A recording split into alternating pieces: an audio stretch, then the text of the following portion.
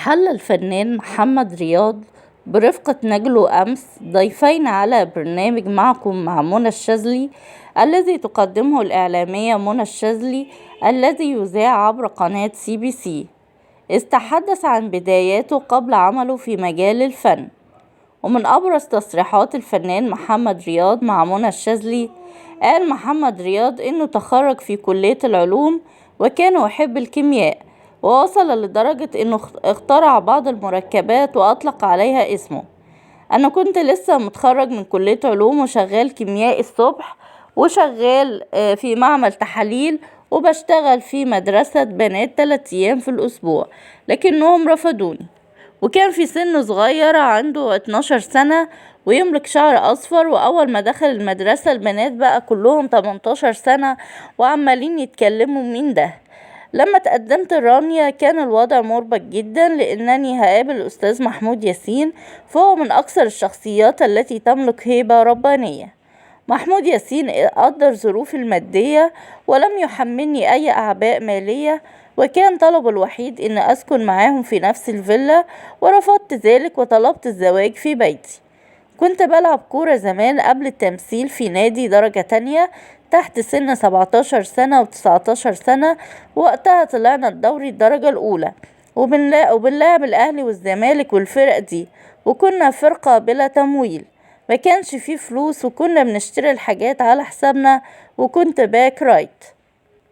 وقال محمد رياض إن محمود ياسين كان أرق إنسان ممكن تقابليه في حياتك، وقدر ظروفي المادية ولم يحملني أي أعباء مالية، وكان طلبه الوحيد إن أسكن معاهم في نفس الفيلا، ورفضت ذلك وطلبت الزواج في بيتي. وأوضح هو شاف إن أقدر أتحمل مسؤولية بنته، وأتمنى كل الآباء إن يسهلوا زواج بناته. وأضاف محمد رياض إنه عمل في مجال الكيمياء قبل دخول الفن، قائلا أنا اخترعت حاجات، والله العظيم عملت حاجات باسمي قبل ما أسيب الشركة اللي كنت بشتغل فيها، سبتها لأن خلاص ما كانش هينفع أكمل عشان التمثيل، وكنت شغال في الأبحاث والتطوير بتاع الشركة. وأوضح أنه عند تخرجه امتهن العديد من المهن إلى جانب دراسته في معهد التمثيل، قائلا أنا كنت لسه متخرج من كلية علوم وشغال كيميائي الصبح، وبشتغل في معمل تحاليل، وبشتغل في مدرسة بنات 3 أيام في الأسبوع، ولكنهم رفضوني.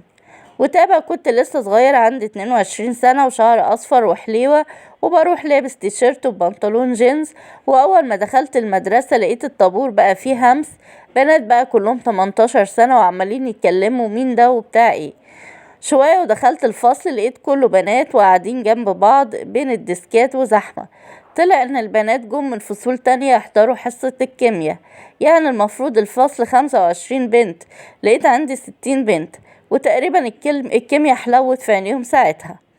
وأشار محمد رياض إلى أنه في اليوم التالي طلب منه المدير ألا يحضر طابور الصباح ثانية، ففعل ذلك واستمر في العمل لفترة، إلى أن استدعى المدير مرة تانية لمكتبه، قائلا المدير قال لي أنت شخص كويس جدا ومدرس هايل ولا غبار عليك، بس أنت مش هينفع تكمل معانا، أنا عندي بنات صغيرين وما ينفعش أحط الزيت جنب النار، واترفدت من غير ما أعمل حاجة. ويذكر أن محمد رياض يشارك في رمضان 2023 في مسلسل المداح أسطورة العشق، ومسلسل المداح 3 أسطورة العشق بطولة حمادة هلال، هبة مجدي، خالد زكي، محمد رياض، خالد سرحان، دنيا عبد العزيز، لوسي